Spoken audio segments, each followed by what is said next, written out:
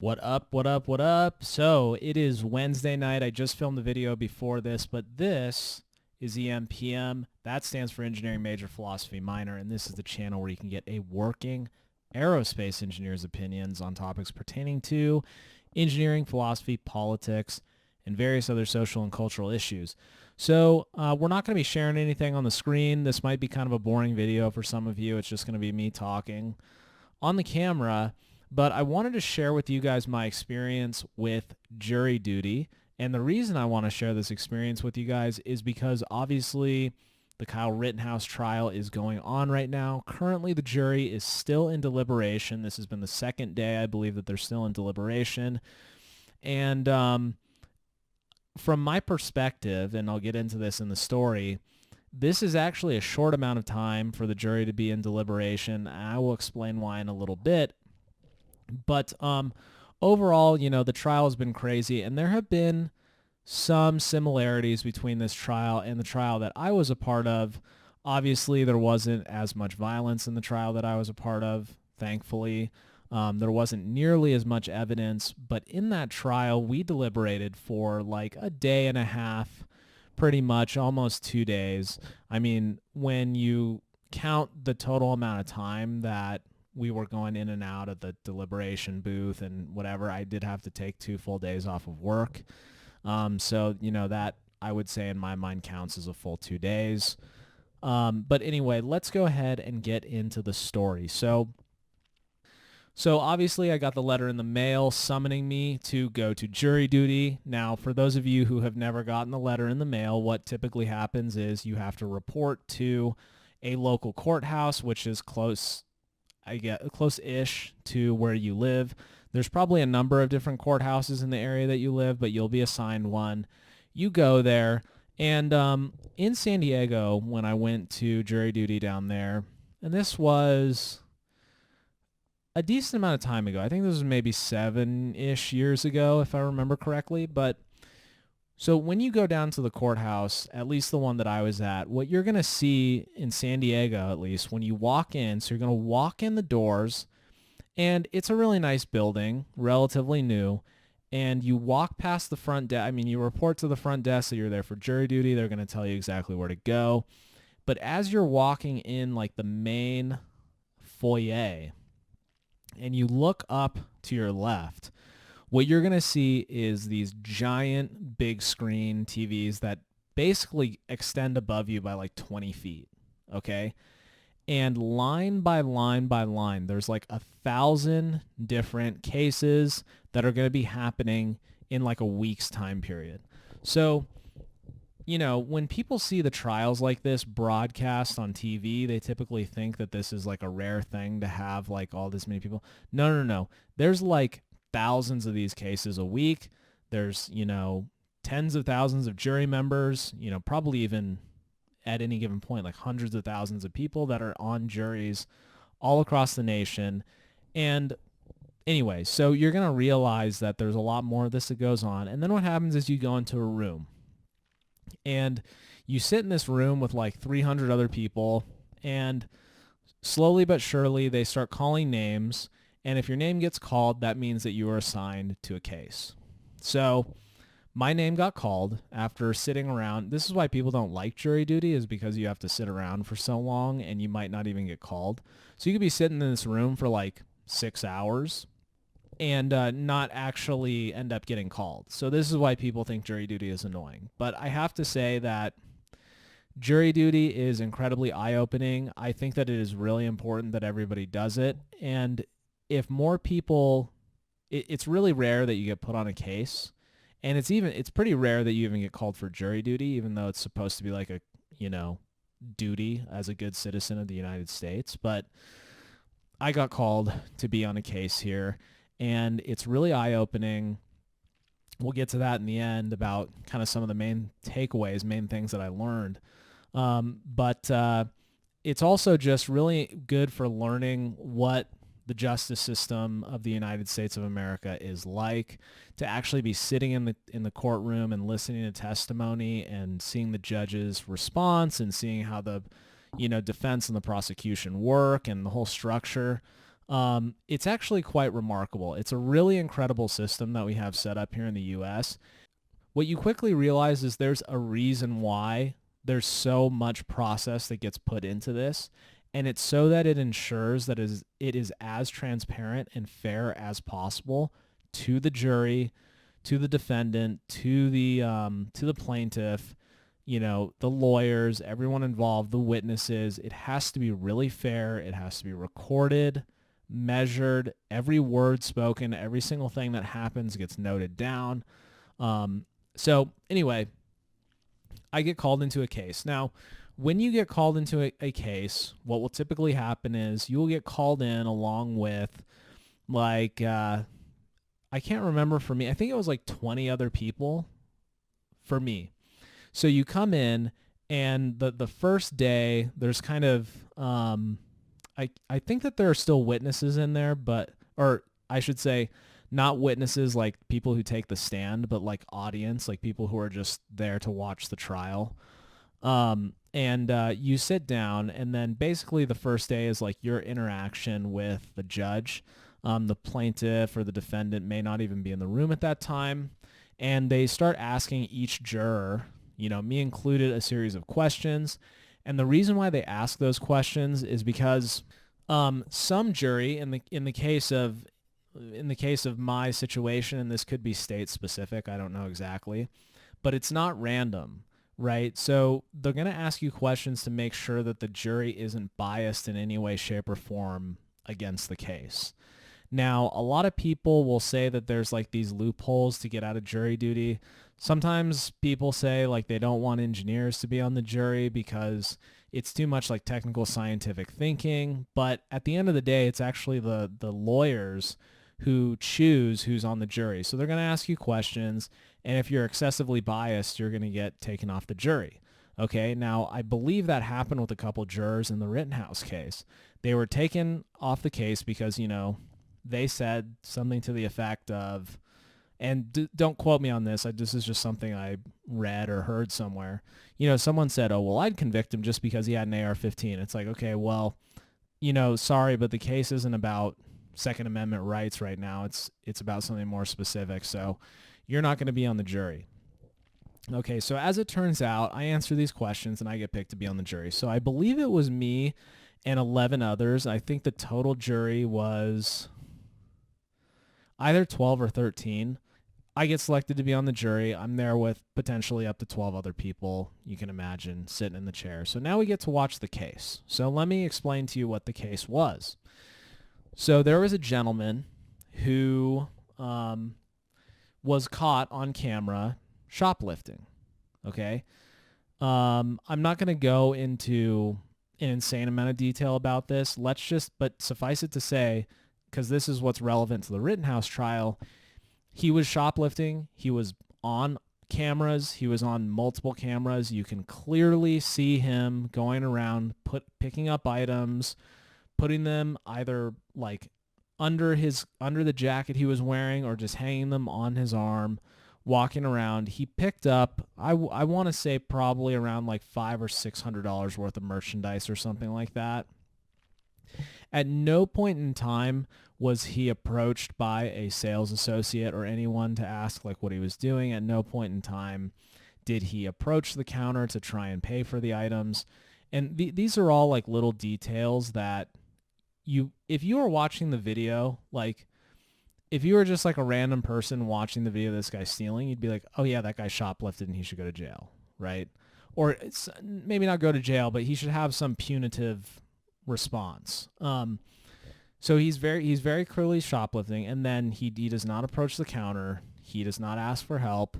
He even looks at some of the security cameras every once in a while and makes faces like, oh crap, I actually am on camera. And he proceeds to walk out the front door of the store. Now, let me just take a step back for a second and talk a little bit about how California law works for any of you aspiring kleptos or shoplifters out there. If you are in a department store and you have a bunch of merchandise on you and you walk out the front door and you make it to the blacktop, so like the parking lot, so there's going to be a sidewalk, a curb, and then the blacktop. If you make it to the blacktop 1 foot on. Technically, security, no one can come confront you, which means that you can take items as long as you make it to that finish line. That's California. That's what they like to do out there, is they like to embolden and lionize criminals, kind of like what they like to do in Kenosha, Wisconsin. But anyway, so when the defendant in this case, who was being defended by the state, so in the case of Rittenhouse, the plaintiff, I believe, is the state. Yeah, the plaintiff is the state, and Kyle Rittenhouse is the defendant. In this case, it was kind of the other way around, like the person actually committing crimes. Well, I mean, that's my bias coming out. I believe that all these people who Kyle Rittenhouse unfortunately had to shoot in order to end threat were the criminals. Okay. So in this case, the criminal, the shoplifter, was the defendant, and the plaintiff was, I can't remember if it was the security guard or the state. Anyway, plaintiff walks out without paying. He's confronted by the security guard. There's no audio for this portion. The security guard felt that the plaintiff was reaching for a weapon, and it later came out that the plaintiff did indeed have a weapon. He had a small hatchet on him. So the security guard basically takes him down, and so then the case was basically having to do with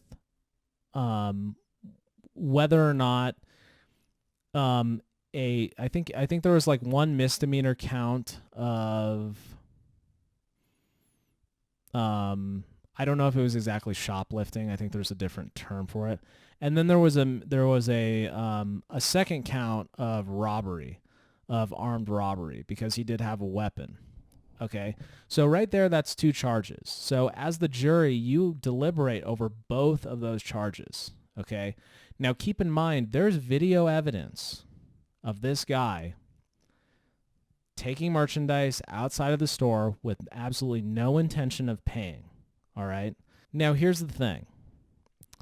The plaintiff he drove from a Native American reservation. All right.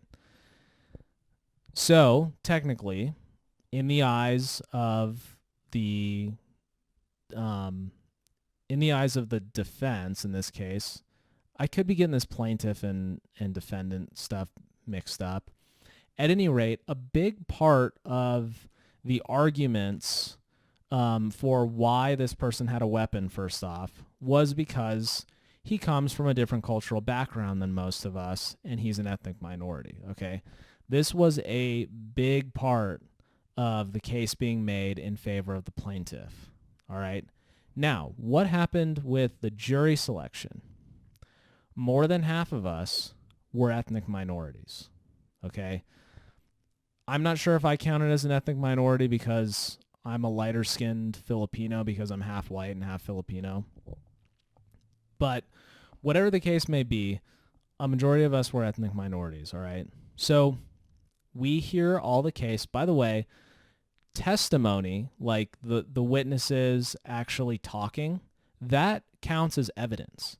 So that's why you have the court recorder like typing in absolutely everything that is said, because when you're in the jury box, you might have to go back and say, well, didn't the person say this? And the court recorder will go back and read you excerpts from the exact dialogue that happened, like everything that everyone says. And this includes moments where like there's a sound in the background or something like that. Like that gets recorded, okay?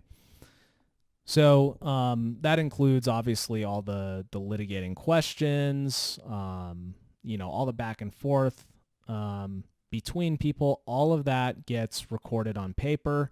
Not only that, there is the video evidence itself that is available to you. So here's where I want to take a pause and point out something important. This seemed like a pretty straightforward case, at least to me when I was doing it.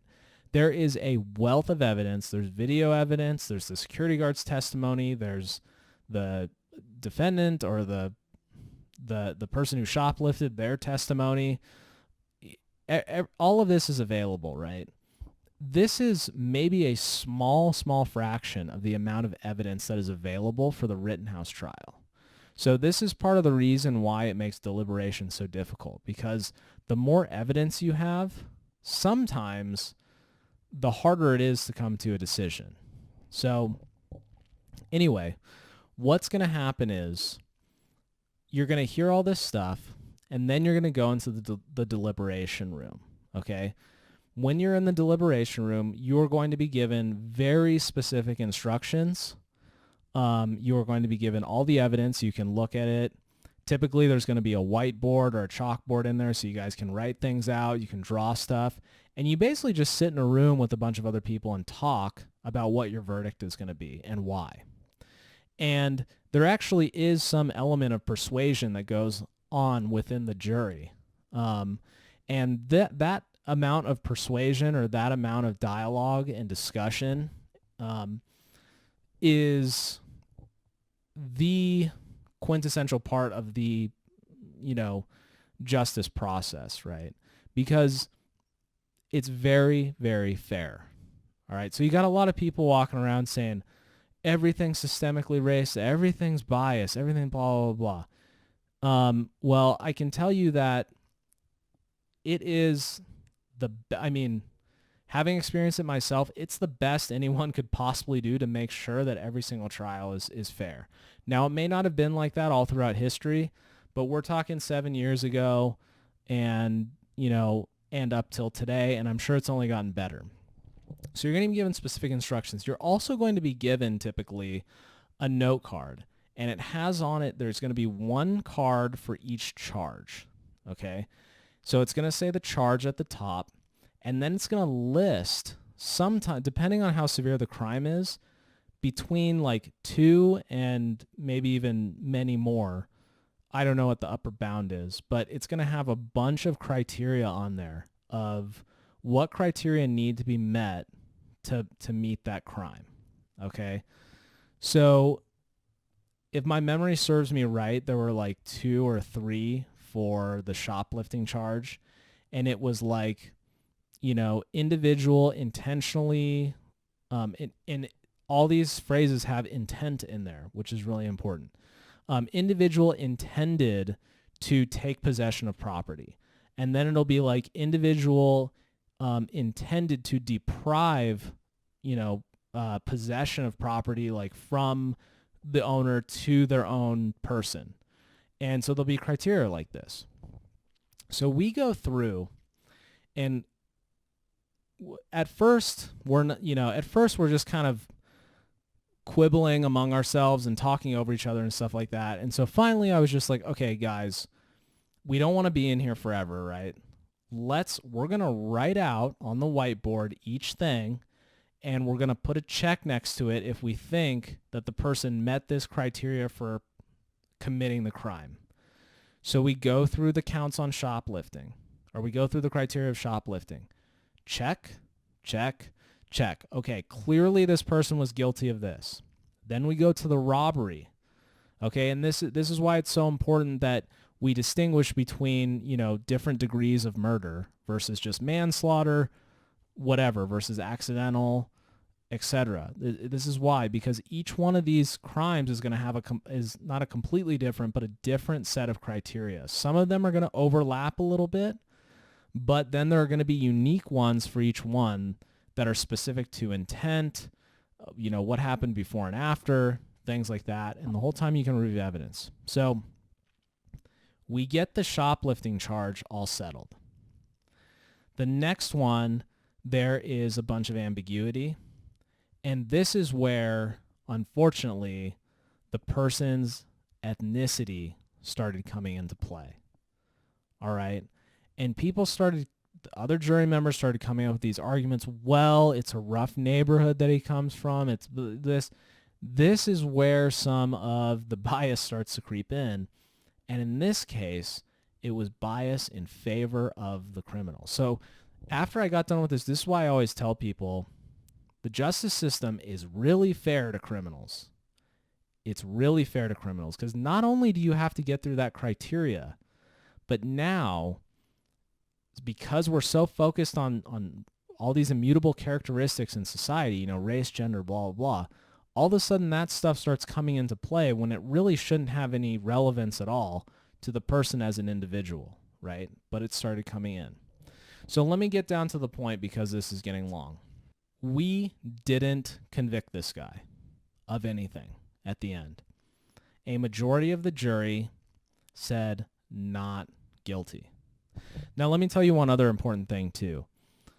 Sometimes the way it's organized as well is if you are considering someone guilty of a higher crime, that automatically will put the charge of the lower crime on them as well.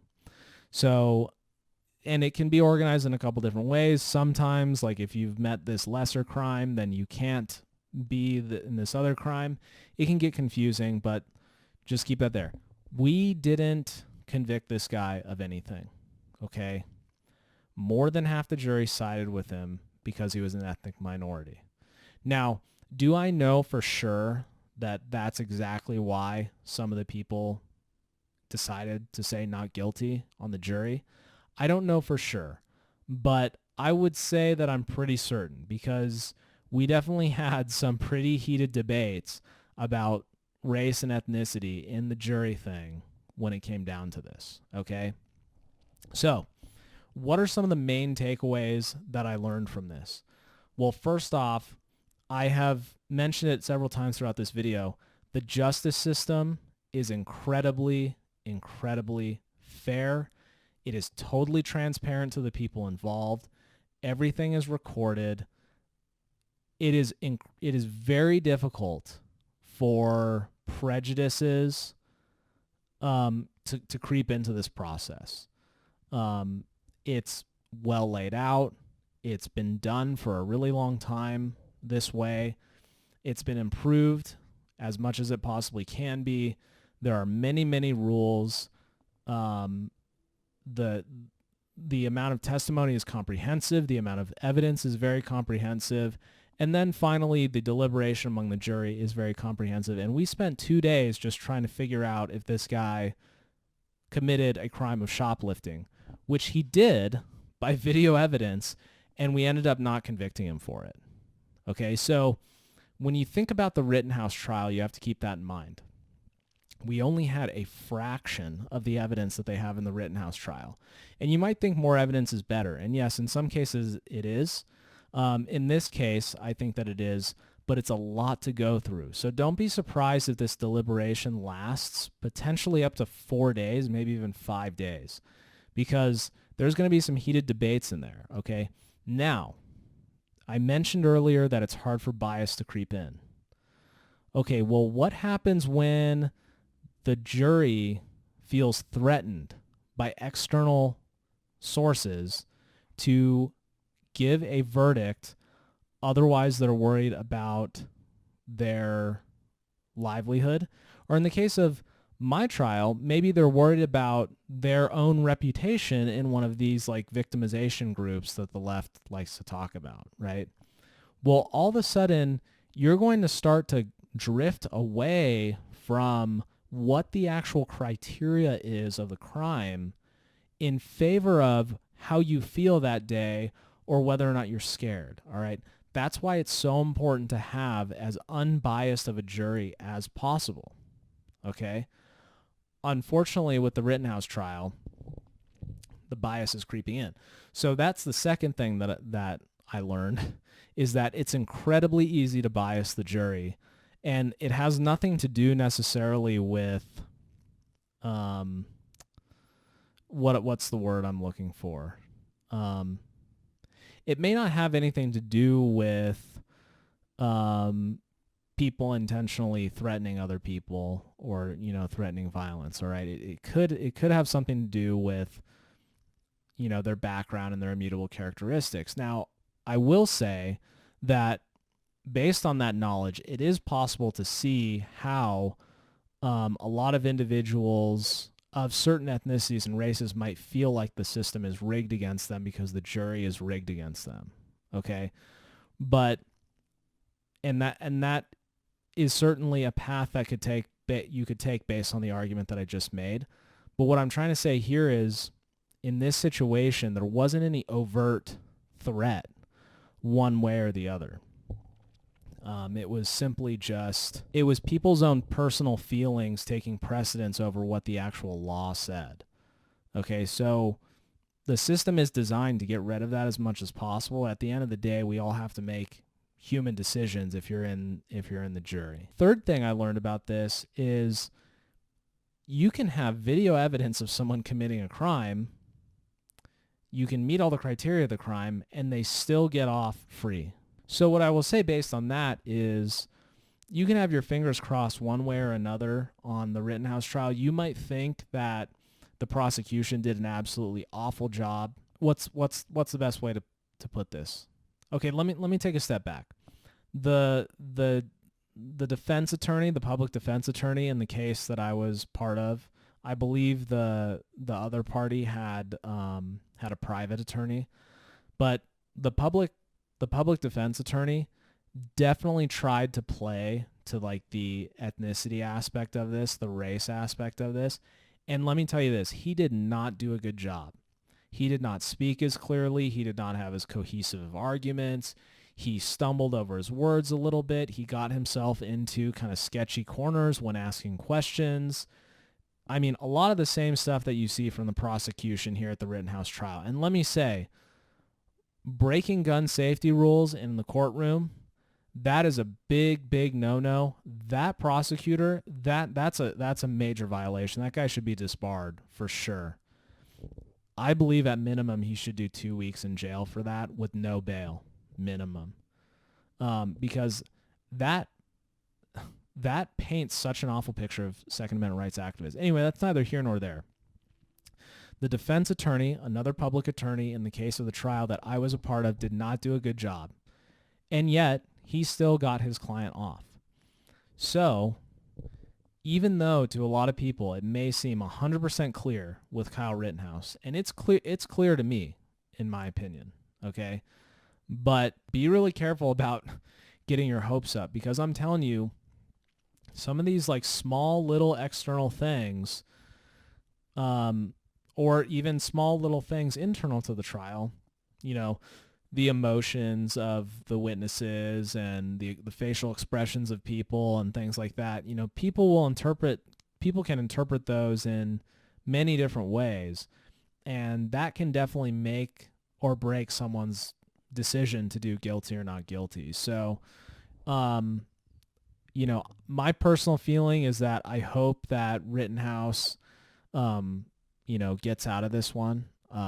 Because I don't think that he did anything that is unlawful, and just from a common sense point of view, I can imagine myself when I was 17 years old, and I probably wouldn't. I never even fired a gun, I think, until I was, 19 or 20. So I can imagine myself being 17, walking around with a weapon. There's chaos everywhere. I mean, I'd be scared as hell too. You know, maybe Kyle would say he wasn't really that scared. I'd be scared. I'd be panicking. And it would be really difficult for me to determine when and when not it is appropriate to pull the trigger. And in this case, I think that if I had made the same decisions that Kyle made, I would have felt that my decisions were correct. Because, you know, this is a scary situation that this definitely could have gone another way, where Rittenhouse was the one who was dead, and then he'd just be getting shamed by people. I mean, how despicable is that?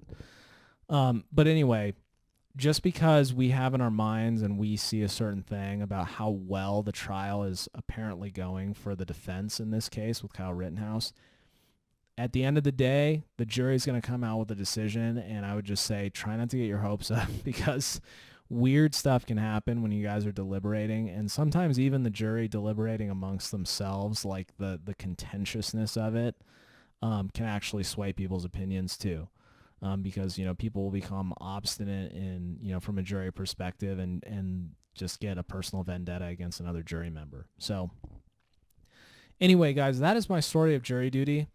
It's not a perfect system, right? I just highlighted some issues and some flaws with it, really. But that said, if you have the opportunity to do jury duty, I highly recommend, be excited about it. Be excited to be on a trial. Don't think like, oh, this is such a pain. It's really important that all of us citizens get an opportunity to participate in the justice system, because it is really a remarkable system. And if you compare this to what justice systems have been like throughout history, not only in communist countries, but in other authoritarian regimes, or even in the United States and in certain states, for example, the Salem witch trials and stuff like that. If you compare the way the justice system works right now, and you'll see this if you do jury duty, to the way that it has been in the past or is in some other countries around the world right now, where it's basically just mob rule and it's guilty right off the bat until proven innocent, rather than the other way around like it is here.